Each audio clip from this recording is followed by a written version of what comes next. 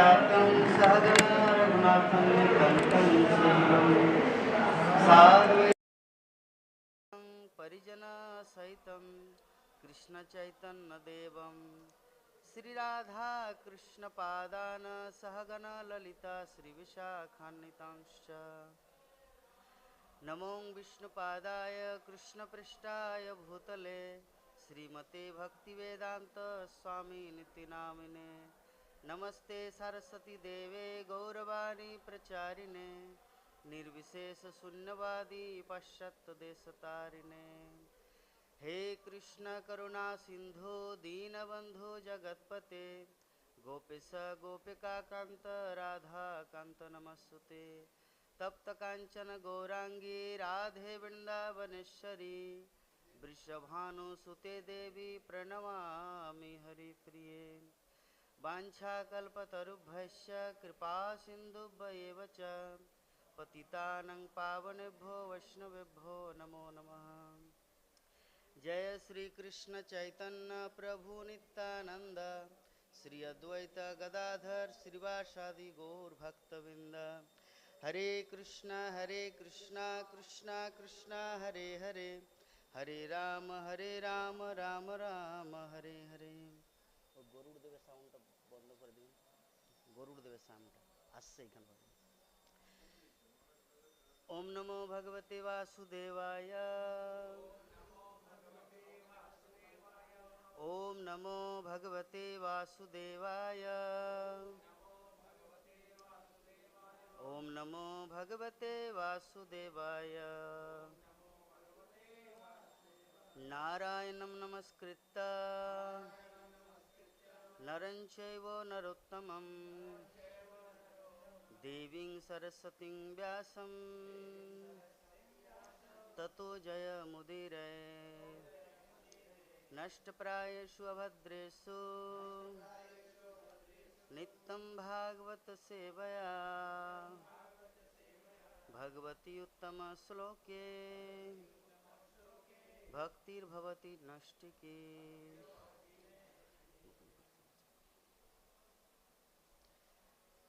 हरे कृष्णा। तो आज हम लोग श्रीमद् भागवतम के तृतीय स्कंद 25 अध्याय श्लोक संख्या 2। You can understand Hindi? ओ हरि बोल। तो श्लोक का हम लोग उच्चारण करते हैं।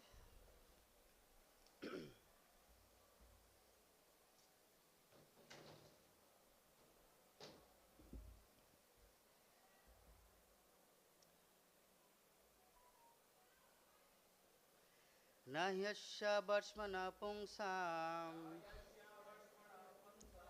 वरिम्ना सर्वयोगिनां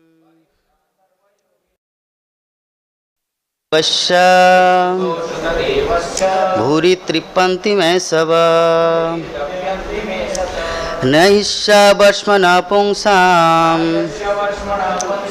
वरिम्ना सर्वयोगिनां विश्रुतो श्रुतदेवस्य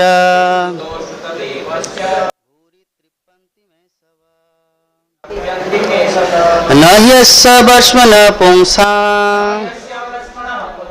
वरिम्ना सर्वयोगिनां विश्रुतो श्रुतदेवस्य भूरि तृप्यन्ति मे सब।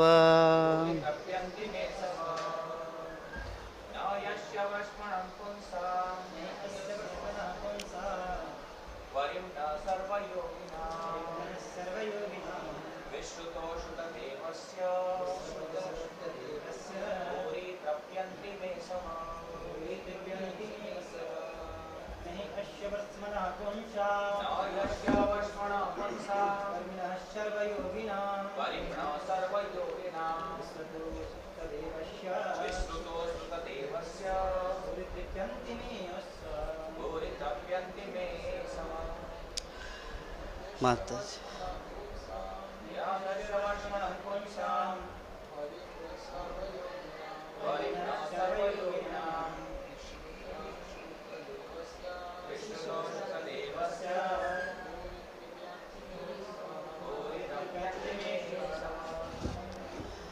माता जी।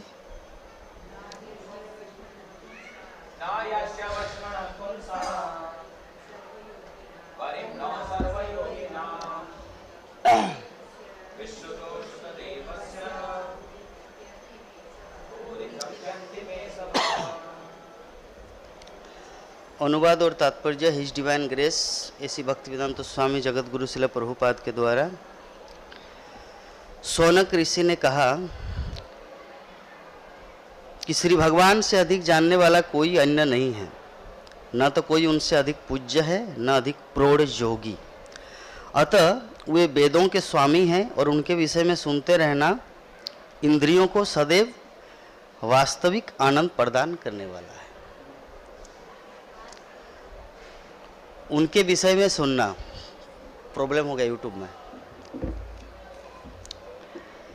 अगर हम लोग भगवान के विषय में सर्वदा सब समय सुनते रहेंगे तो क्या होगा, हमारा जो इंद्रियों का जो विषय है वो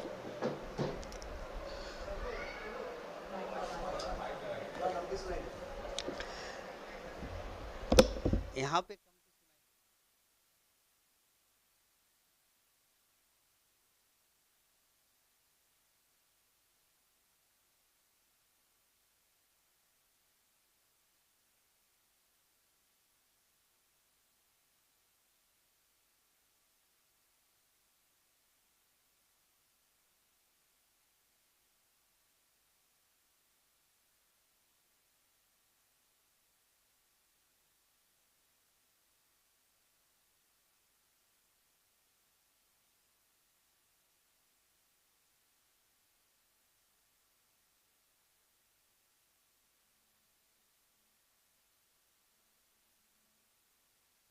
हरे कृष्ण।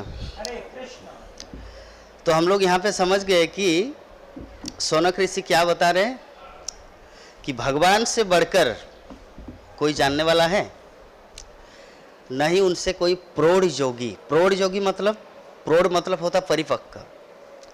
एक होता है योग साधना जो करता है, जो अभी ट्रेनिंग पीरियड में है, और एक होता है जो ऑलरेडी वो परफेक्शन या सिद्धि को प्राप्त किए है।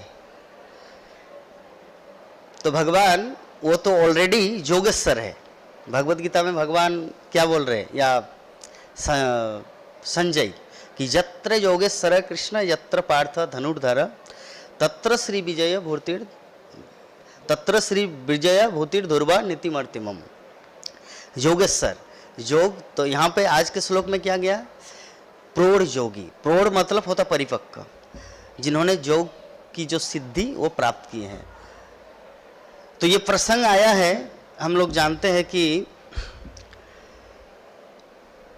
जो कंटिन्यू हमारा श्रीमद् भागवतम का चल रहा था, तो थोड़ा सा हम लोग इस प्रसंग को अगर विचार करेंगे तो आनंद आएगा। ये श्लोक कौन किसको किस समय बोल रहा है। तो कर्दम मुनि जब घर छोड़ने वाले थे, तो घर छोड़ने के पूर्व उनके पुत्र का जन्म हुआ, अर्थात देवहूति नंदन कपिल देव आया।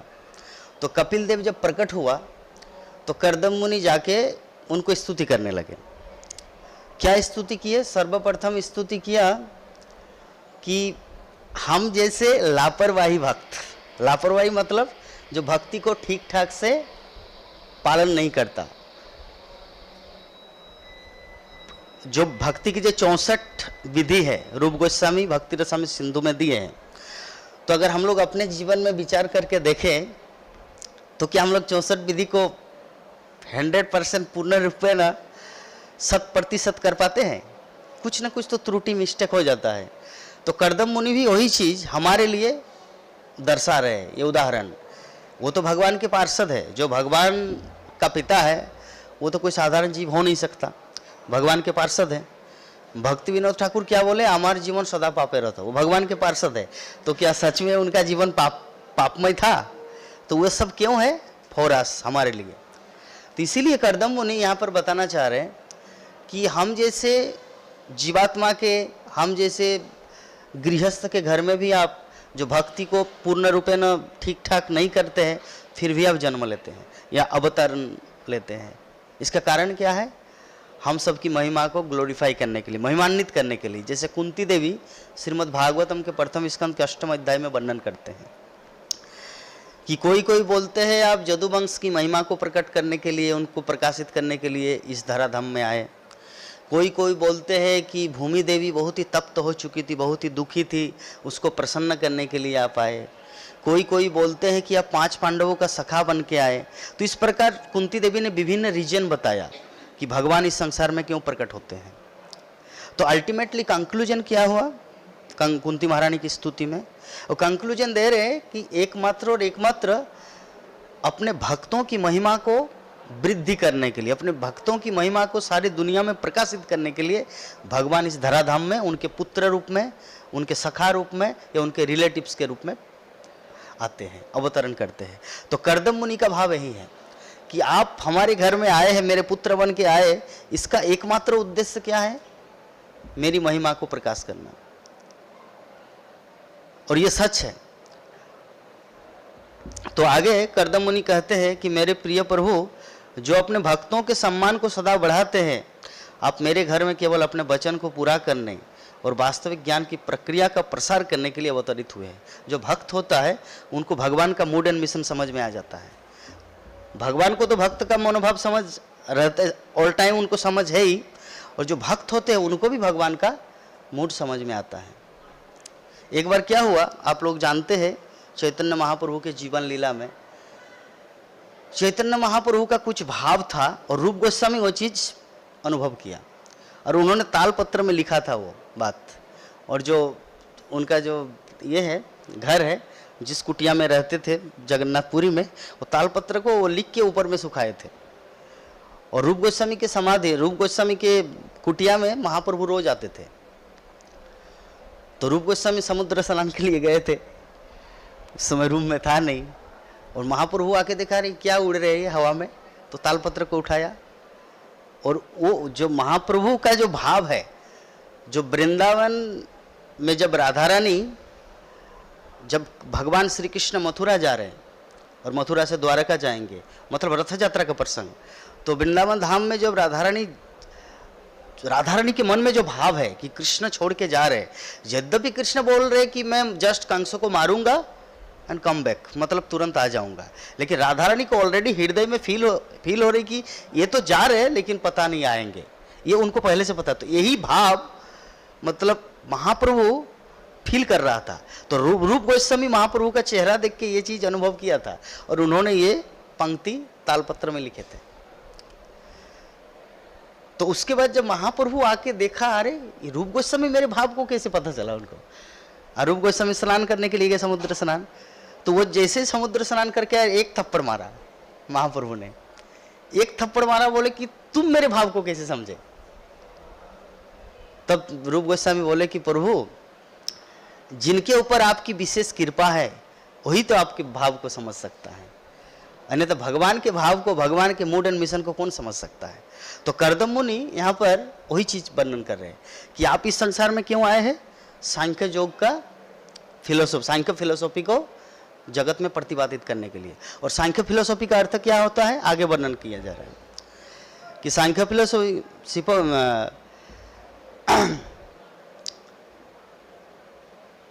कि संसार में मेरा आगमन विशेष रूप से सांख्य दर्शन की व्याख्या करने के लिए हुआ है, जो अनावश्यक भौतिक इच्छाओं के बंधन से मुक्ति चाहने वालों द्वारा आत्म साक्षात्कार के लिए अत्यधिक सम्मानित है। सांख्य दर्शन क्या है, कपिल देव भगवान यहाँ पे वर्णन कर रहे हैं। अनावश्यक भौतिक इच्छाएं, हम सब इस संसार में जितने सारे लोग हैं, हर कोई किसी न किसी अनावश्यक भौतिक इच्छाओं में बंधे हुए हैं। जो चीज नहीं चाहिए उसी में लगे हुए हैं। पहले के जमाने में मोबाइल नहीं था, फिर भी दिन दुनिया चल रहा था। आजकल हमारे मोबाइल में 6 से 7 घंटा टाइम चला जाता है। आप देखिए, अगर कोई लॉकडाउन अगर लगा देंगे ना मोबाइल का, 2 दिन मोबाइल नहीं चलेगा, पागल हो जाएगा लोग। खैर मनोज प्रभु की बात मैं नहीं कर रहा हूँ, वो तो एकदम संत वैराग्य है। वो सुबह 3 बजे मंगल आरती आते हैं, मोबाइल नहीं रहता साथ में, फिर अभी 9 बजे सुलभ किचन में प्रसाद पाके चले जाएंगे, फिर भी मोबाइल यूज नहीं करेंगे, जाके कपड़ा धोएंगे, सुखाएंगे, फिर थोड़ा रेस्ट करेंगे, फिर 2 बजे बुक वगैरह पढ़ेंगे, फिर मोबाइल नहीं चलाएंगे, फिर शाम के टाइम तो निकलते नहीं, तो मोबाइल का उनका ज़माना ही नहीं है। तो ऐसे संत मिलना तो कठिन है, लेकिन इन जनरली मैं सबकी बात कर रहा हूँ कि मोबाइल के बिना भी, जैसे अगर लॉकडाउन अगर लगा दे कोरोना की तरह कि 2 दिन मोबाइल का टेलीकॉम सेंटर से एकदम बंद, no WhatsApp calling, no normal calling, तो लोग पागल हो जाएंगे, क्या करेंगे? क्योंकि एक जरिया बन गया सबका जीवन का, जीविका का, लाइफ का, इंटरटेनमेंट का। तो जो भी है, तो सांख्य दर्शन यहाँ पे कपिल देव क्या बता रहे? अनावश्यक भौतिक इच्छाओं, अनावश्यक भौतिक इच्छाओं के लिए जो मतलब लोग फंसे हुए हैं, तो इसको कैसे काटेंगे, मतलब काटने का मतलब कैसे उच्छेदन करके उनको जो हमारा जो खोया हुआ संबंध है भगवान के साथ, उसको इस्टेब्लिश करने के लिए भगवान कपिल देव इस संसार में आए। तो भगवान कपिल देव के आने का आगमन हमें पता चल गया। ऐसे में प्रत्येक अवतार का एक उद्देश्य होता है। बराहदेव क्यों आया? पृथ्वी नीचे चली गई थी रसातल में, तो उनको उद्धार करने के लिए भगवान बराह प्रकट हुआ। नृसिंहदेव क्यों आया? सत्यं विधातुं निज भृत्य भाषितम, प्रहलाद महाराज की वचन को सिद्ध करने के लिए कि खंबे में है, यस खंबे में है। खंबे में नहीं था भगवान, भगवान नहीं था खंबे में, लेकिन बोला प्रहलाद महाराज हाँ खंबे में है, तो इसलिए भगवान को वहां पे प्रकट होना पड़ा। मत्स्य अवतार क्यों हुआ? वेद शास्त्र सब कुछ, कौन सा असुर था जो एकदम पाताल लोक में सब कुछ पानी में बहा दिए थे, समुद्र में, तो वेद शास्त्र को पुनः उद्धार करने के लिए मछली का मीन अवतार या मत्स्य अवतार हुआ। परशुराम अवतार क्यों हुआ? परशुराम अवतार इसलिए हुआ क्योंकि जब सहस्त्रार्जुन जो क्षत्रिय राजा थे, राजा का कर्तव्य क्या होता है? राजा का कर्तव्य है कि संसार में जितने सारे जो 4 वर्ण हैं, ब्राह्मण, क्षत्रिय, वैश्य, शूद्र, तो क्षत्रिय का काम है तीनों वर्णों की रक्षा करना। ब्राह्मण जजन जाजन वेद पाठन जो भगवान की भक्ति में लगे रहते हैं, उनकी रक्षा करना। अगर वो जंगल में जाके यज्ञ करे या वहाँ पे जाके ध्यान करे, तपस्या करे, तो कोई जंतु, कोई बाघ, सियार, शेर, सिंह आके उनको डिस्टर्ब ना करे, इसलिए वहाँ पे जाके शिकार करके उनको प्रोटेक्ट करना, ये ब्राह्मण के लिए। फिर वैश्य कम्युनिटी, अगर कोई बिजनेस कर रहा है, व्यापार कर रहा है, कृषि समुदाय है, तो कोई चोर आके उसके खेत का हनन न करे, कोई उनका धन संपद लूट न ले, इसलिए प्रोटेक्शन, वो भी क्षत्रिय रक्षा करते हैं। और वैश्य शूद्र मतलब जो राजमिस्त्री वगैरह या जो लेबर क्लास है, तो क्षत्रियों का काम क्या है? तीनों वर्णों की रक्षा करना। लेकिन सहस्त्रार्जुन क्या किए थे? ऋषि जमदाग्नि जो परशुराम के पिताजी, वो यज्ञ करते थे जगत कल्याण के लिए, लेकिन सहस्त्रार्जुन क्या करता था? पूरे आश्रम को ही जला देते, गुरुकुल को ही नष्ट करता था।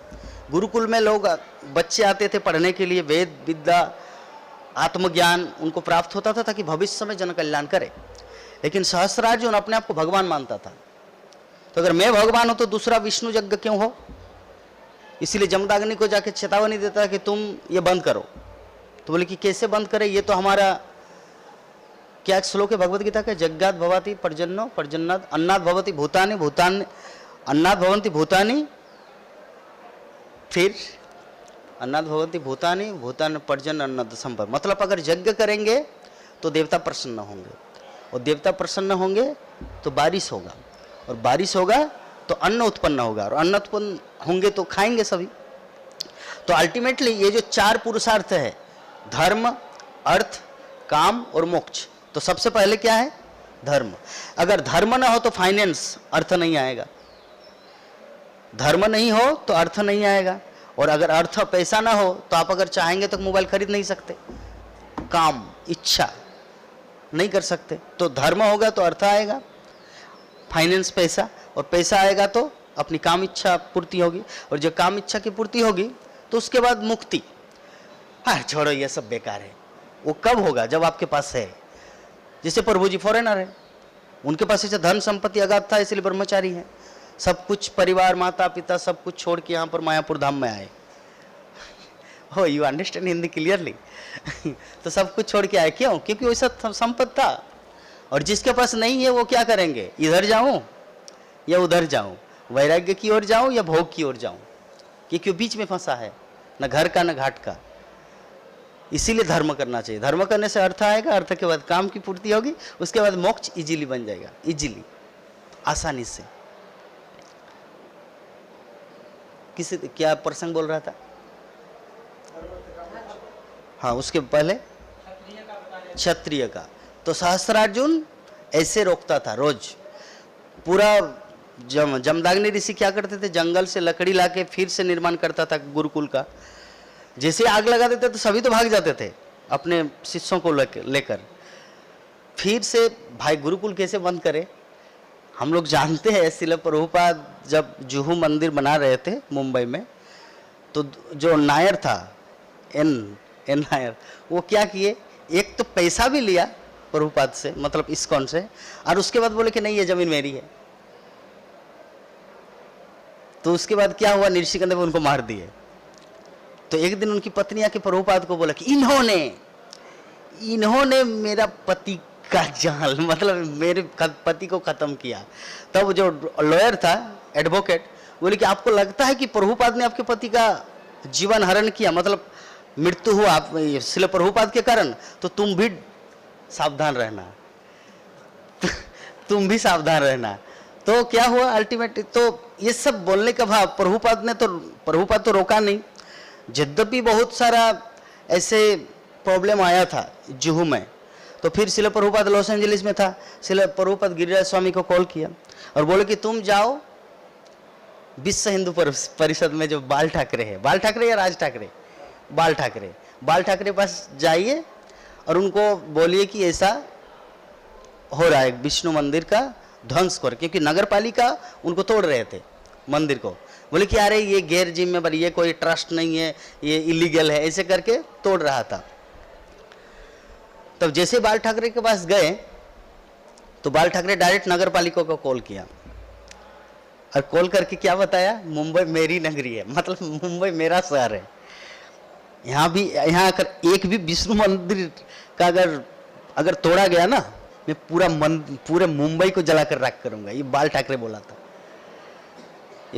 बोला था।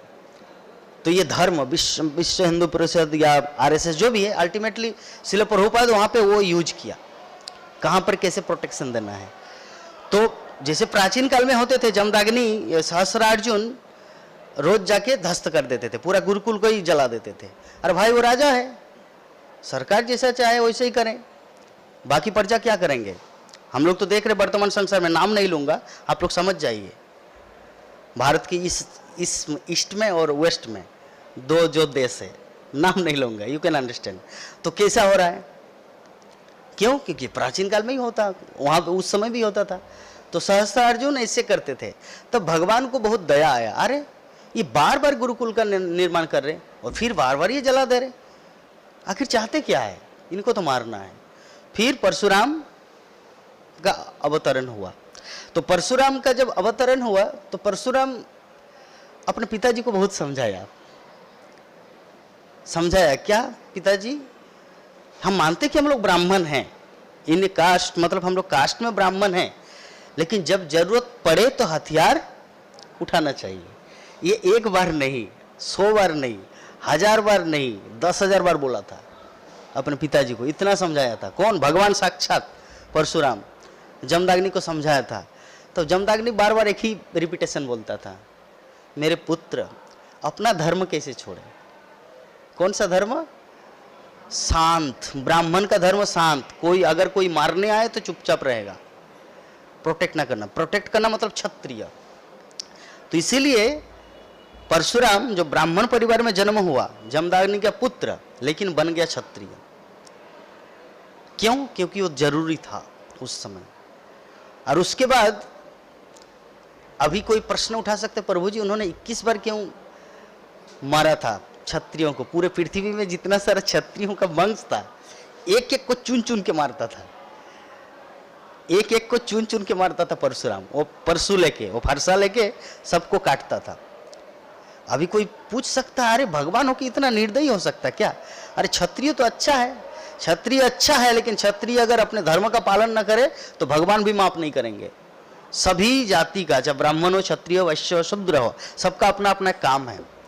और उसमें अगर कोई प्रॉपर तरीके से काम नहीं करेंगे तो उनको तो दंडित होना ही पड़ेगा। तो सहस्त्रार्जुन ऐसे ब्राह्मणों को छत विक्षत करते थे, वैश्य को, शूद्र को। तो इसीलिए परशुराम को क्या करना पड़ा, उनको मारना है। मतलब कैसे मारना है, अभी फिर भी परशुराम, जैसे भगवान रामचंद्र रावण को बहुत बार चांस दिया था, जैसे भगवान श्री कृष्ण दुर्योधन को शांतिदूत बन के गया था, उसी प्रकार परशुराम भी ऐसा नहीं कि अवतार लिया डायरेक्ट काटना शुरू किया, ऐसा नहीं है। बहुत झेला, बहुत सहा। सहने के बाद सहस्त्रार्जुन के साथ मीटिंग भी किया। मीटिंग करने के बाद फिर भी सहस्त्रार्जुन समझ नहीं रहे। फिर सहस्त्रार्जुन क्या किया, एक दिन जब परशुराम और उनके पिताजी जमदग्नि का दोनों का मिसअंडरस्टैंडिंग हुआ, मतलब समझ नहीं बैठ रहा पिता पुत्र का। फिर परशुराम चले गए कैलाश, और कैलाश में जाके शिव जी के धाम में, कैलाश में तपस्या करने लगे। और किसी ने बताया कि तुम्हारे पिता का हत्या हो गया। किसी ने उनको बोल दिया कि जमदग्नि को सहस्त्रार्जुन मार दिए। तो उनको इतना क्रोध आया, वो आए और जैसे रेणुका, उनकी माँ है रेणुका, जमदग्नि की पत्नी, और जैसे ही छाती पीट पीट के अपने पति को पुकार रहे, मेरा पति, मेरे स्वामी, मेरे प्राणनाथ, मेरे प्राणेश्वर। और ऐसे 21 बार छाती पीटा था, 21 बार, 21 टाइम। तो जब परशुराम, भाई अब किसी सांत्वना तो देना पड़ेगा ना, अगर किसी के घर में कोई मर गया तो कोई पड़ोस आके बोल देते हैं ना, तुम चिंता मत करो, हम सब है ना। थोड़ा सांत्वना देना पड़ता है, नहीं तो व्यक्ति टूट जाएगा। तो ऐसे ही जब उनका पिता का देहांत हुआ और रेणुका, उनकी माँ, जब ऐसे छाती पीट रही थी, तब परशुराम ने प्रतिज्ञा किया कि माँ, मैं प्रतिज्ञा करता हूँ, मैं जमदग्नि पुत्र परशुराम आज ये प्रतिज्ञा करता हूँ कि तुमने 21 बार अपने छाती को पीटा, ये पूरे पृथ्वी में जितने सारे क्षत्रिय है, 21 बार में उन सब का नरसंहार करूंगा, एक भी बचाऊंगा नहीं, एक भी नहीं। फिर जन्म लेगा फिर मारूंगा, फिर जन्म लेगा फिर मारूंगा। 21 बार पूरा खून की नदी, खून का समुद्र बना दिया था परशुराम। तो परशुराम का उद्देश्य हम लोग समझ गए। क्षत्रियों को, कौन सा क्षत्रिय, जो क्षत्रिय होने के बावजूद भी जो धर्म का पालन न करे। तो ऐसे ही पोजीशन हमारा भी होगा। हम लोग भक्त बनकर अगर भक्ति नहीं करें प्रॉपर तरीके से, तो भगवान की नजरों में हम लोग भी नहीं बचेंगे। क्षत्रिय का तो एग्जाम्पल दे दिया, ब्राह्मण का एग्जाम्पल दे दिया। ब्राह्मण का भी कई सारे ऐसे भागवत में कथा है, जो ब्राह्मण बन के, जो ब्राह्मण का जो धर्म है पालन नहीं किए, जिसके कारण उनको अगले जीवन में सुअर बनना पड़ा, निर्ग बनना पड़ा है। क्या एक कथा है, राजा निर्ग की कथा, कृष्ण बुक में एक है ना। महाराज कौन था, महाराज निर्ग की कथा, वो पिछले, हाँ, उसके बाद वो छिपकली बन गया था अगले जीवन में।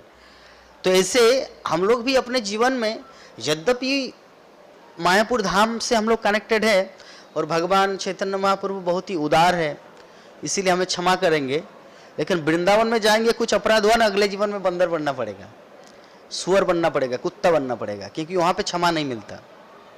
इसीलिए वहाँ पे इतना कुत्ता बिल्ली घूमता है, बिल्ली नहीं, वृंदावन धाम में इसीलिए उतना कुत्ता बंदर सुअर घूमता है।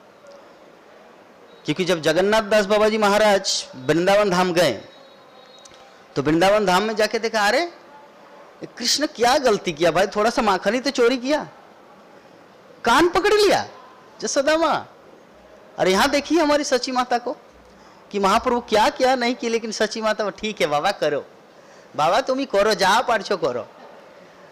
सची माता कितने प्रिय है, मतलब ये तो अच्छा है। तो जगन्नाथ दास बाबा जी महाराज क्या किए, वृंदावन धाम छोड़ के मायापुर आ गए। कौन जगन्नाथ दास बाबा जी महाराज, समझ गए आप लोग, जो गुरु परंपरा में है जगन्नाथ दास बाबा जी महाराज, सौरभ गोस्वामी के लेफ्ट साइड में।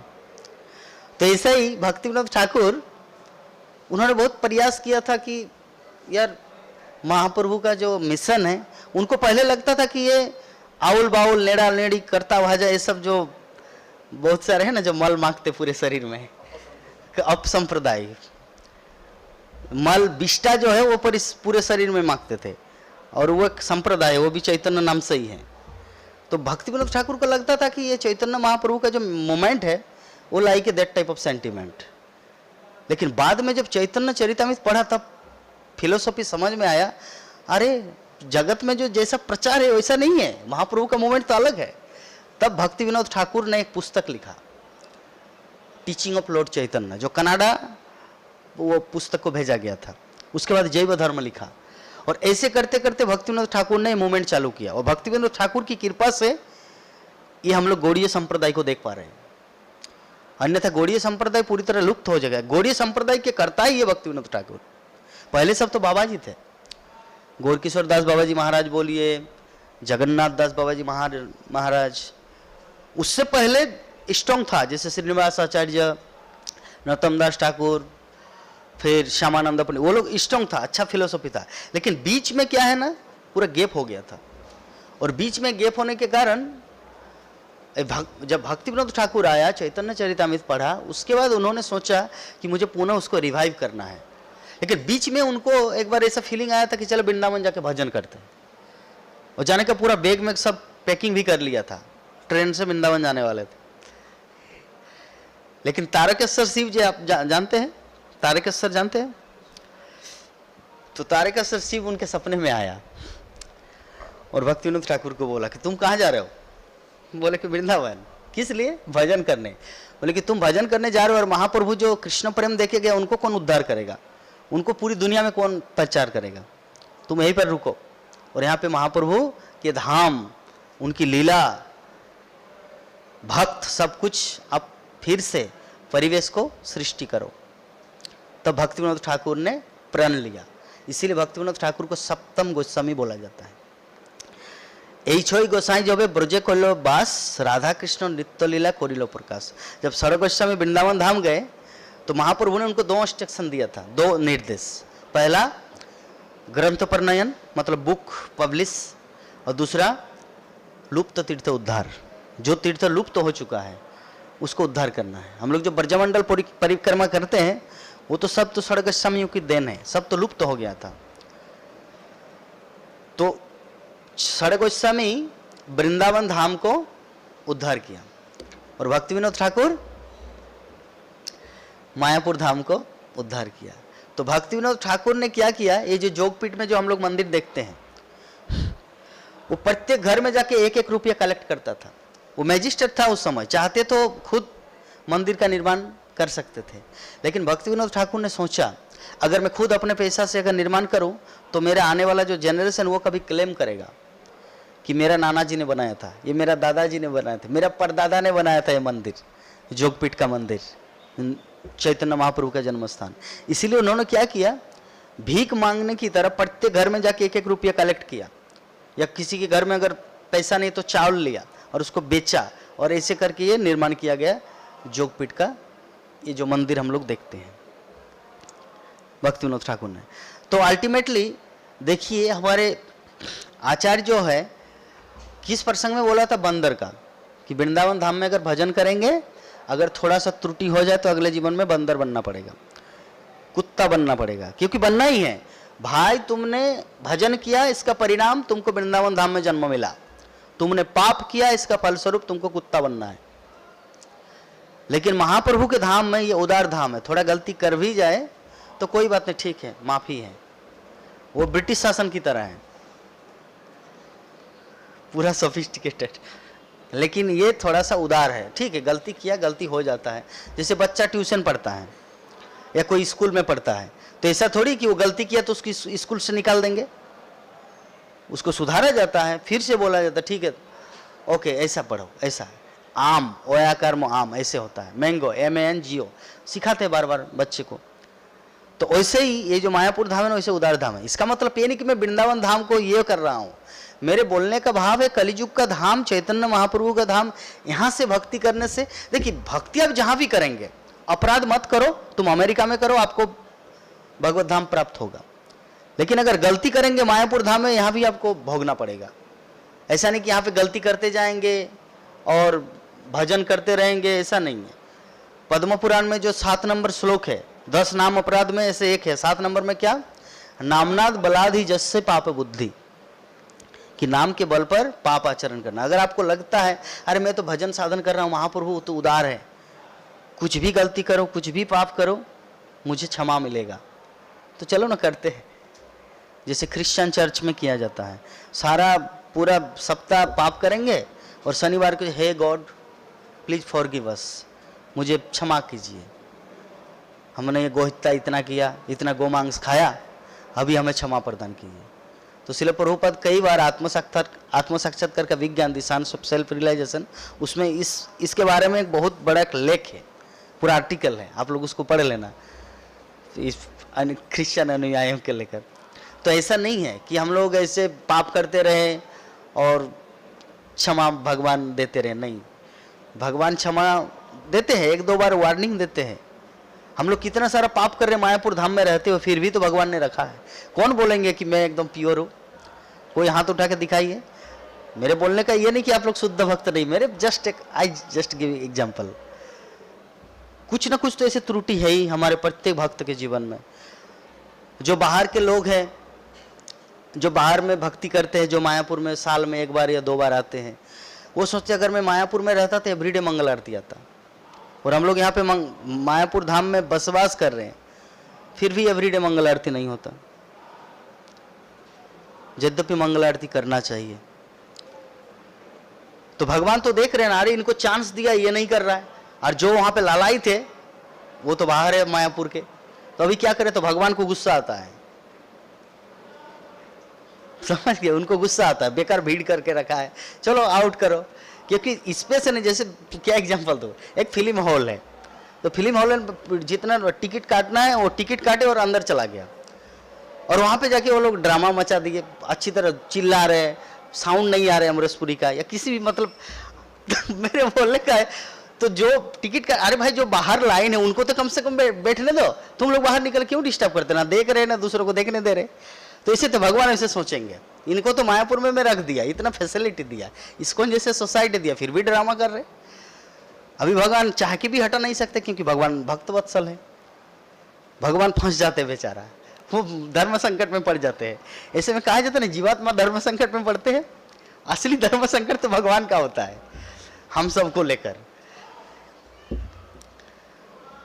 तो क्या चर्चा कर रहे थे? भगवान के अवतार का, कि जैसे भगवान क्षमा करते हैं सबको, लेकिन अगर अति हो जाता है, कुछ टू मच हो जाता है, तो भगवान उनको दंडित करते अपने हाथों से। तो इससे ही हमारा जो डिस्कशन चल रहा था कि हम सब भी भक्ति जीवन में आए, अगर हम लोग परिपूर्ण रूपे ना अगर भक्ति को ग्रहण नहीं करते तो हमें अफसोस करना पड़ेगा जीवन में। अद्वैत आचार्य महाप्रभु को सर्वप्रथम सन्यास किसका हुआ? महाप्रभु का बड़ा भाई का क्या नाम?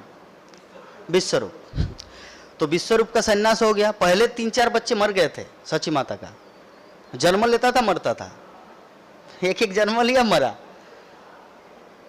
तो विश्वरूप बहुत दिन तक थे इस संसार में। तो अद्वैत आचार्य रोज उनके घर आते थे, और अद्वैत आचार्य आके बोलता था, देखो जीवन का सार कृष्ण भजन है, ये सब दुनियादारी, शादी विवाह, मैरिज, एनिवर्सरी, ये सब बेकार है। अद्वैत आचार्य प्रभु उनको समझाते थे। तो विश्वरूप को समझ में आ गया, तो बोले कि ठीक है, तो चलो सन्यास ले लिया। अभी निमाई तो छोटा है, तो अभी सची माता इतने डिप्रेशन में चली गई थी कि अद्वैत आचार्य को द्वैत बोलने लगा। अद्वैत मतलब होता है जो सबका सब भाव, और द्वैत मतलब, द्वैत का दो अर्थ है। एक द्वैत मतलब जैसे असुर दैत्य, और एक द्वैत का मतलब ड्यूइंगल, कहने का मतलब अंदर से कुछ और बाहर से कुछ और। तो सची माता उनको असुर बोलने लगा। तो ये महाप्रभु का जब सन्यास हुआ उस समय असुर बोला था, पहले नहीं। सर्वप्रथम गया, ठीक है भाई एक बार क्षमा कर दिया, जैसे दक्ष महाराज, पहले 10,000 पुत्रों को नारद मुनि ने ब्रह्मचारी बना दिया। दक्ष महाराज बोला अरे ठीक है बाबा, ले गया। तो फिर 1000 संतान उत्पन्न किए, उसको भी ब्रह्मचारी नारद मुनि की। आपको पता है शास्त्रों में कहा गया कि महाजन जन गतस पंथा, बोले कि हाँ। और आपको पता है कि एक बड़े भाई जैसा करते हैं छोटे भाई को भी वैसा ही करना चाहिए, बोले कि हाँ।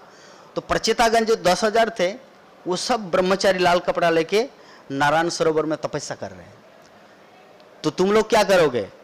अलग दिशा में जाओगे या अपने बड़े भाई का अनुसरण करोगे?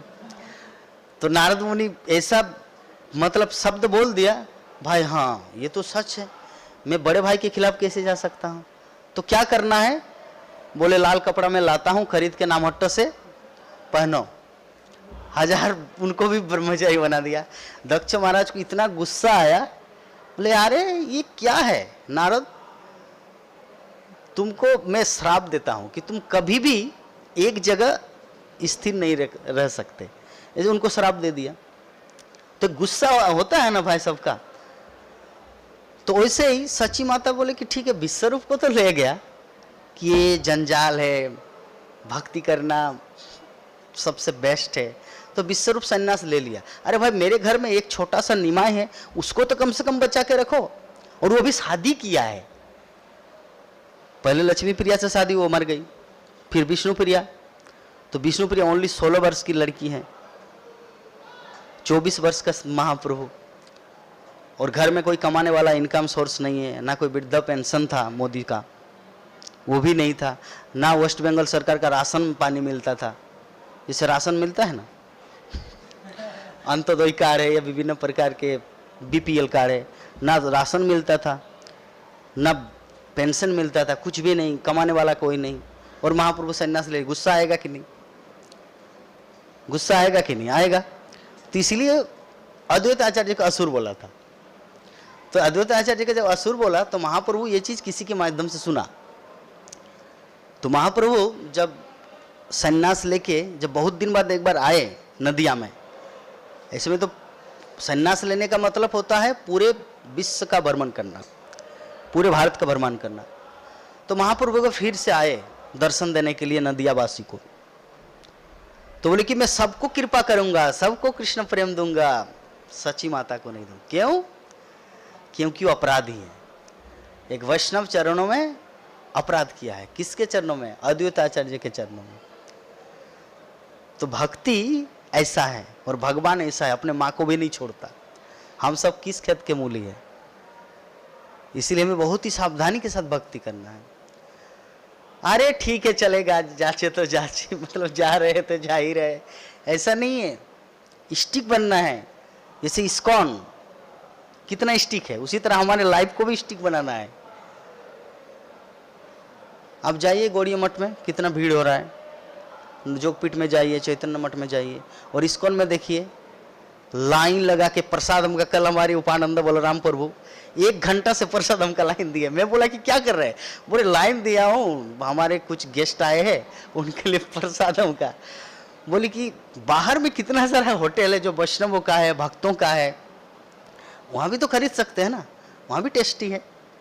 अरे नहीं, ये इस्कॉन है, इस्कॉन, इस्कॉन का प्रसाद उन लोगों को चाहिए। तो 1 घंटा से लाइन दिए बेचारा खड़ा, ब्रह्मचारी 1 घंटा से लाइन दिए है। क्यों? इस्कॉन, रूल्स रूल्स, चाहे ब्रह्मचारी हो या गृहस्थ हो, लाइन लगना ही पड़ेगा। तो जब इस्कॉन में इतना रूल्स रेगुलेशन है, तो हमारे अपने जीवन में ऐसे रूल्स रेगुलेशन क्यों नहीं है? हमारे अपने जीवन में जब रूल्स रेगुलेशन आएगा तभी हम लोग सिद्धि को प्राप्त करेंगे। देखिए नियम तो जरूरी है, बिना नियम के कोई भी किसी भी वस्तु को हम लोग प्राप्त नहीं कर सकते। हम लोग कई सारे ऐसे घटना जानते हैं कि नियम के कितने पक्के हैं भगवान। एक कथा है जो शॉर्ट में बता रहा हूं। 2 मित्र था। एक मित्र को शादी के रात में ही उनको सांप डसेगा, ऐसा मतलब उनको उनके ज्योतिष ने बोल दिया है, जिस दिन तुम्हारा शादी होगा उसी दिन सांप डसेगा और तुम्हारा मृत्यु होगा। तो दोनों मित्र बातचीत कर रहे हैं, तो बातचीत करते करते ऐसे दोनों चिंता मग्न हो गए।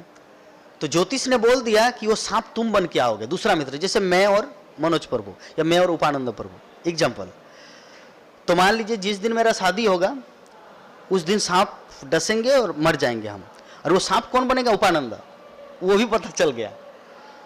अभी उनको तो दुख हो रहा है, अरे अगर मारना भी तो मेरे ही माध्यम से मरेगा, मेरा फ्रेंड, मेरा दोस्त। तो चिंतित हो गया बेचारा। तो ऐसे करके 1 साल 2 साल 3 साल, जिस दिन शादी हुआ उस दिन दोनों मित्र बात कर रहे हैं। बोले कि मेरे मित्र, आज तो हमारा जीवन का अंतिम घड़ी है, आज तो हम लोग मर जाएंगे, हम मरेंगे। तो सांप बोले कि मैं तो खुद मरना चाहता हूँ, क्योंकि मैं ही न रहूँ, न रहेगी बांस, न बजेगी बांसुरी, मैं मरना चाहता हूँ। बोले कि नहीं नहीं नहीं, तुम मत मरो, तुम जीवित रहो। ठीक है, तो ऐसे बातचीत चल रहा है। शादी हो गया। शादी होने के बाद पत्नी को घर ले आए। पत्नी ऊपर में है, छत में, सेकंड फ्लोर में, और नीचे जो सीढ़ी है, सीढ़ी से सांप आया। वो मित्र जो था वो सांप रूप में है, वो सांप आ रहे और ये सीढ़ी से उठ रहे। पत्नी उधर घूंघट बांध के बैठी है कि कब आएगा मेरा पति, वेलकम माय हस्बैंड, पहली रात। तो उससे पहले बोले कि अभी टाइम है, 12 बजे मृत्यु हो गया। एकदम पक्का, नियम के पक्के, एकदम 12 AM, रात को 12 बजे, 1 मिनट पहले भी नहीं, 1 मिनट बाद भी नहीं। तो ये मित्र बोल रहा है कि एक काम करो, जब मरना ही है तो देर किस बात का, तुरंत काट दो। तो सेकंड वाला मित्र बोले नहीं, ऐसा नहीं है, तुमको अगर अभी भी अगर काट दूं तो छटपटाते रहोगे, जब तक 12 नहीं बजेगा तब तक मरोगे नहीं। मतलब ऐसा नहीं है, जब तक 12 नहीं बजेंगे ना तब तक तुम्हारा मृत्यु नहीं, तब तक पूरा जहर, पूरा गमछा बांधना पड़ेगा, रस्सी से या सलाइन चढ़े, कितना कुछ है। तो भाई जैसे 12 बजने में 1 मिनट या 10 सेकंड बाकी, उस समय डसेंगे, तुम्हारा मृत्यु होगा, तुमको कष्ट भी नहीं होगा, क्योंकि जब विधि का लेखन ऐसा ही है।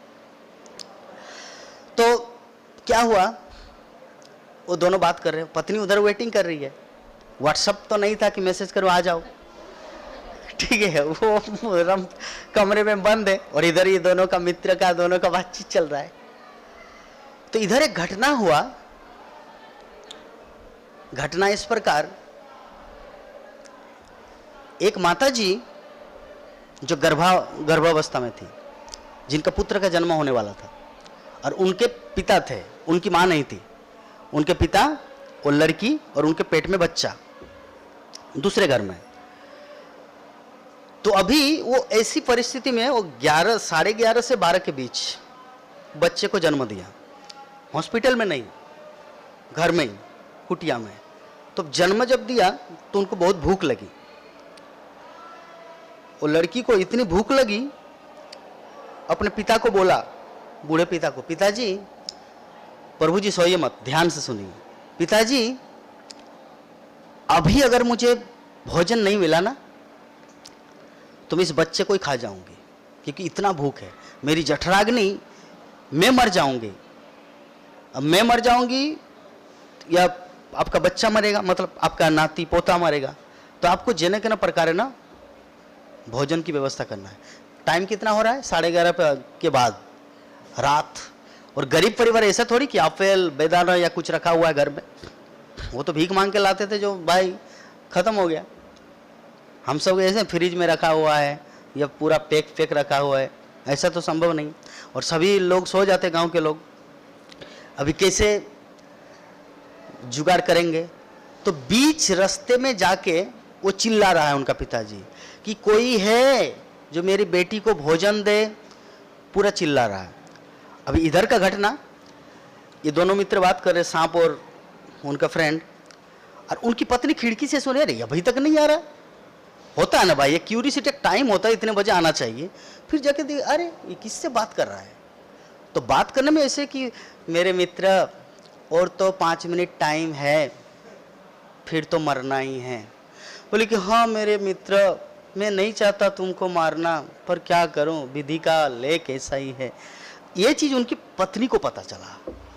पत्नी सब सुन रही, अरे ये घटना क्या है। और एट दिस सेम टाइम कोई चिल्ला रहा है भोजन के लिए। तो वो जो 56 भोग का जो प्लेट बना के रखे थे कि पति आएगा, पति परमेश्वर उनको खिलाएंगे, फर्स्ट नाइट उन लोगों का जो विवाह का, उनको खिलाएंगे, दोनों एक दूसरे से प्रेम करेंगे। तो ऐसा भाव लेके वो प्लेट बना हुआ है। तो उनको पता चलेगा कि 5 मिनट में मेरे पति का मृत्यु होने वाला है। तो भाई 5 मिनट में पति का अगर मृत्यु होने वाला है तो इस प्लेट का किस काम का, यूजलेस। और कोई इधर चिल्ला रहे, कोई है जो मेरी पुत्री को भोजन दे। तो एक दूसरा सीढ़ी था, होता ना घर में, एक साइड दरवाजा होता है और एक मेन दरवाजा होता है। तो साइड दरवाजे में वो पूरा प्लेट थाला लेकर वो उस गांव के वहां पे गई। और वो जो चिल्ला रहा था बूढ़ा उनको दे दिया। तो वो भोजन, अभी मैं रो दूंगा, लेकिन ये जो प्रसंग है ना, मेरी आंखों से आंसू भी आ सकता है। तो वो भोजन उनको दे दिया बूढ़ा को, और बूढ़ा व्यक्ति अपनी पुत्री के पास ले गया प्लेट, और पुत्री वो प्रसाद पा रही है, क्योंकि उनका प्रतिज्ञा था अगर नहीं मिलेगा तो मैं बच्चे को खा जाऊंगी। ऐसा मतलब भूख लगा था, ऐसे भूख कुछ भी खा सकते हैं। अभी भोजन का प्लेट, 56 भोग, एक एक ग्रास ले रहे हैं। ग्रास लेके पूरा तृप्त हो गया, उनका पूरा अंतर, मन, हृदय, आत्मा, शरीर, इंद्रियां सब प्रफुल्लित हो गई, पेट भर गया। तो बोले कि पिताजी ये किसने दिया? तो पिताजी ने बोला कि हम गए थे वहाँ, चिल्ला रहे थे कि कोई है जो प्रसाद दे, मतलब भोजन दे। तो एक लगता है, नाम तो नहीं पता, कोई नई नवेली दुल्हन, कोई नई, जैसे शादी हुई है जस्ट, ये पहली रात है उन लोगों का, उसी के लिए प्लेट बना के रखे थे अपने पति के लिए, शायद वही प्लेट ला दिए।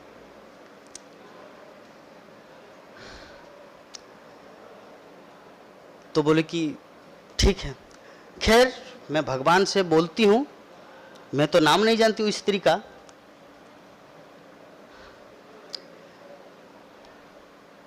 लेकिन मैं हृदय से भगवान से दुआ मांगती हूँ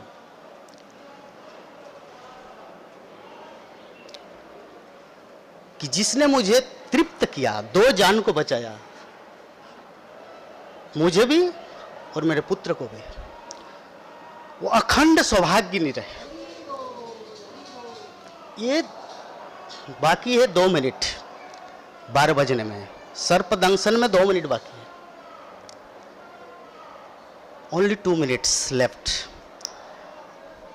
और उन्होंने बोल दिया, अखंड सौभाग्यनी का वरदान दे दिया कि तुम, मतलब जिसने दिया है वो अखंड सौभाग्यनी बने, मतलब वो विधवा ना हो।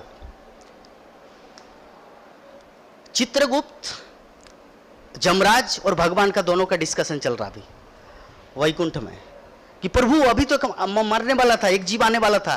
बोले कि नहीं नहीं, रोको रोको रोको रोको, फांसी रोक दो। होता है ना कभी कभी फिल्मों में हम लोग देखते हैं कि पुलिस फोन कर दे उसको रोको, तो ऐसे ही भगवान तुरंत मैसेज भेज दिया उनको रोको। ब्लेसिंग आ गया ना एक आत्मा का, 2 जान को बचाए, 2 जीवन बचे, एक बच्चा भी बच गया और वो भी बच गई। तो बोले कि जिन्होंने 2 आत्मा को बचाया वो अखंड सौभाग्यनी बने। तो भगवान बोले रोको रोको, जमराज भी, अभी सांप काट रहे हैं, बिसी नहीं चढ़ रहा है। बोले कि फिर से मारो। वो दोस्त बोला अरे तुम मेरे मित्र हो, मैं तो तुमको सहायता करूंगा, फिर से दंशन कर रहा है। अरे बिसी नहीं चढ़ रहा है, जहर आ ही नहीं रहा है, कितना मार रहे, 10 बार 8 बार, लेकिन कुछ हो ही नहीं रहा है। तो अल्टीमेटली अभी वो दोनों के पास चित्रगुप्त आ गए। बोले क्या हुआ, इतना मार रहे, आप तो बोले थे विधि का लेखन है, इतने इनको इतना कष्ट दिया, क्यों नहीं मारा? अरे 11:57 PM तक सब ठीक ठाक था, एवरीथिंग गोइंग ऑन परफेक्टली, सब कुछ ठीक था कि मरने वाले थे। बिफोर 2 मिनट्स एगो, जस्ट 2 मिनट पहले सब कुछ बदल गया, एवरीथिंग चेंज, सब कुछ बदल गया 2 मिनट में। इसीलिए आपातकालीन में 2 मिनट में इनका रक्षा हो गया। तो किस प्रसंग में मैं बोला था? नियम, रूल्स। भगवान देखिए रूल्स, एक आत्मा किसी के लिए प्रार्थना कर दिया, दुआ दे दिया, भगवान को रूल बदलना पड़ा। लेकिन अगर वो दुआ नहीं देते तो रूल्स में रूल्स, मरना मीन्स मरना ही है, उतने टाइम पे ही मरना है, 12 बज के पक्का आपको मरना है। तो जब भगवान की सृष्टि में इतना नियम परफेक्टली चलता है तो हमें लगता है कि हम लोग ऐसे ही मन ही मन कुछ भक्ति करेंगे और भगवान प्राप्त हो जाएंगे? नहीं भर। इसीलिए कहा जाता है गुरुमुख पद्म वाक्य चित्ते ते कोरिया एक को आर ना कोरियो मने आशा। गुरु का गुरु मतलब ऐसा नहीं कि सिर्फ दीक्षा गुरु। गुरुमुख पद्म वाक्य का मतलब जो भी हमें कृष्ण तत्व ज्ञान सिखाते हैं, किबा विप्रो किबा न्यासी शूद्र के ने नोय जय कृष्ण तत्ववेत्ता सही गुरु होय। गुरु कौन है? चैतन्य महाप्रभु बोले कि चाहे वो शूद्र हो, न्यासी हो, ब्राह्मण हो, क्षत्रिय हो, भिखारी हो, धनवान हो, जय कृष्ण तत्ववेत्ता, जो कृष्ण तत्व विज्ञान को जानता है और तुमको समझाते हैं, वो है गुरु। जय कृष्ण तत्ववेत्ता सही गुरु होय। हमारे मन में कॉन्सेप्ट है ना कि जो मेरा दीक्षा गुरु है, इसको मैंने दीक्षा नाम दिया वही मेरा गुरु। नो, गुरु का मतलब जो कृष्ण तत्ववेत्ता वो गुरु है। तो जो कृष्ण भक्ति का ज्ञान हमें प्रदान करते हैं वो हमारे गुरु है। तो इसलिए नरोत्तम दास ठाकुर कहते हैं कि गुरुमुख पद्मवाक्य चित्त ते कोरिया एक को। ये जो आचार्य वर्ग या भक्त या हमारे गुरु वर्ग जो ज्ञान, जो कृष्ण भक्ति का ज्ञान हमें प्रदान करते हैं, उसको एक्सेप्ट करना है एज इट इज। आर ना कोरी हो माने आशा, मतलब किसी भी प्रकार से दूसरा विकल्प नहीं लाने देना है। श्री गुरु चरणे रति यही से उत्तम गति, ये प्रसादे पूरे सर्वासा। फिर क्या होगा? जब उस श्री गुरु चरण रति मतलब पैर नहीं, मेरा पैर नहीं, भगवान मतलब गुरु का पैर नहीं, आपके पैर नहीं। श्री गुरु चरण रति मतलब उनकी बात में श्रद्धा, उनके वर्ड्स में रेस्पेक्ट कि उन्होंने जो बोला उसको पालन करूंगा। श्री गुरु चरण रति ऐसे उत्तम गति, ये क्या है? Ultimate destination. जे प्रसाद है, जिसकी कृपा से पूरे सर्व आशा, सब प्रकार की इच्छाएं पूरी होती हैं। तो ये होता है भक्ति का लाभ या भक्त संघ का लाभ। खैर टाइम हो गया, आप भक्तों में से किसी का कुछ प्रश्न हो तो पूछ सकते हैं।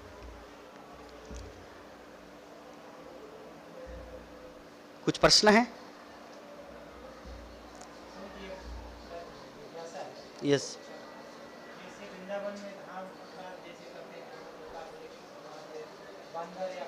कुत्ता बनना, हाँ जी।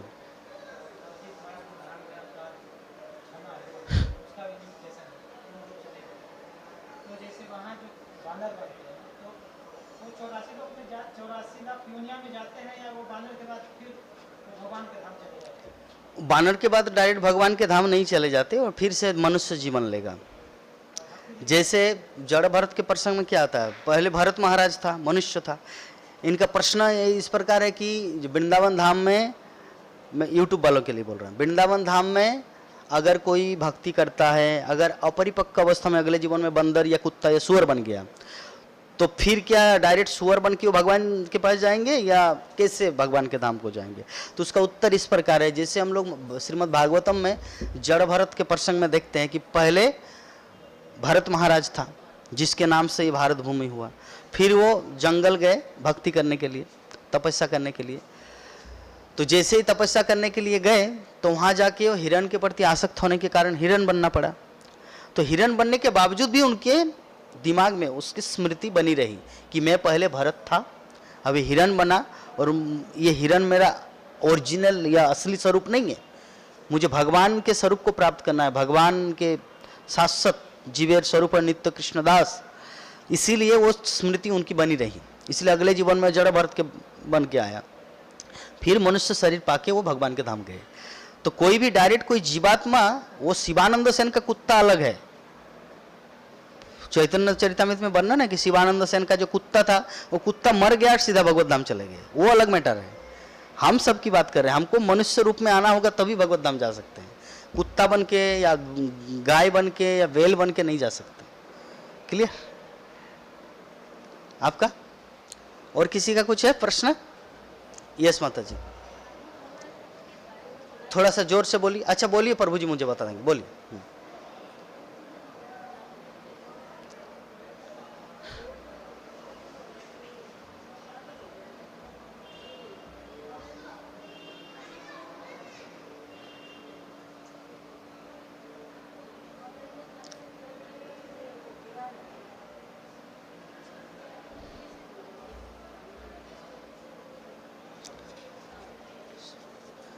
बोलिए।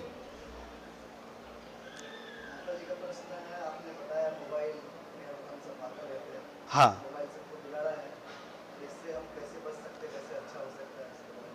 हाँ माता जी का प्रश्न है कि मोबाइल से हम लोग बिगड़े हैं। तो पहले मोबाइल नहीं था, लोग अच्छे थे, ऐसा तो नहीं। पहले लोग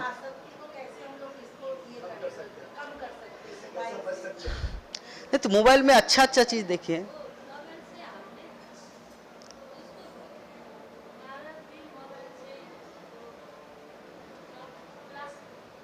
हाँ, बुरा भी। हाँ हाँ, देखिए मैं समझ गया आपका प्रश्न जो है कि मोबाइल में बुरा चीज़ भी आता है और अच्छा चीज़ भी आता है, तो हम बुराई से कैसे बचे। तो देखिए ये जो मनुष्य शरीर हमें मिला है, तो मनुष्य शरीर में ज़्यादातर लोग तो बुरा कर रहे हैं ना, उनमें से कुछ फ्यू पीपल, कुछ लोग जो अच्छा कर रहे हैं। तो अगर मान लीजिए बुरा कर रहे तो क्या भगवान आके अवतार लेके सबको मार रहे क्या? नहीं मार रहे ना, ठीक है, उनको स्वतंत्रता दिया है। वैसे हम लोग मोबाइल में बुरा भी होता है, अच्छा भी होता है। तो इसमें जो अच्छा ही है उनको आप पकड़िए, जो चीज़ आप समझे हैं। दुनिया को तो हम लोग नहीं सुधार सकते ना, पहले अपने आप को सुधार सकते हैं। आप व्यवस्था नहीं बना सकते, व्यवस्थित हो सकते हैं, समझ गया ना। पूरे व्यवस्था मैनेजमेंट को चेंज नहीं कर सकते, खुद मैनेज कर सकते हैं अपने लाइफ को। तो इसे मोबाइल के द्वारा जो चीज़ प्राप्त है, रूप गोस्वामी क्या कहते हैं कि अनुकूल्य से संकल्प, प्रतिकूल्य से विवर्जनम, कि अनुकूल और प्रतिकूल दोनों चीज हमें इस संसार में, इस जीवन में मिलता है।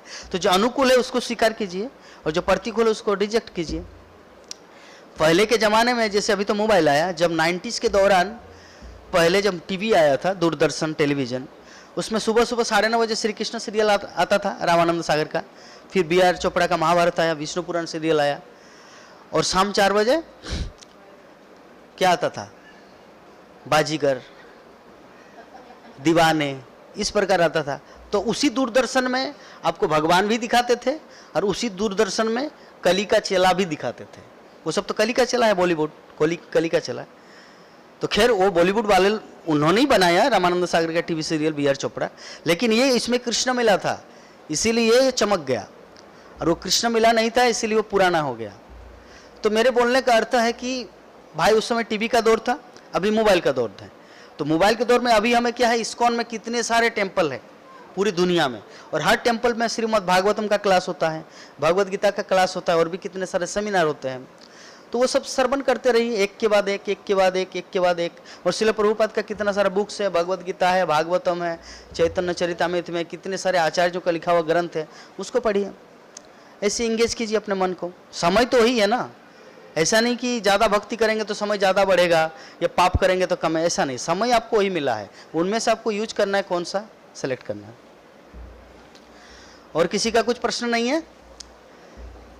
जय ग्रंथराज श्रीमद् भागवतम की, जगत गुरु शिल प्रभुपाद की, अनंत कोटि वैष्णव भक्तविंद की, समवेत गौर भक्तविंद की, निताय गौर प्रेमानंदे। हरि हरि बोल।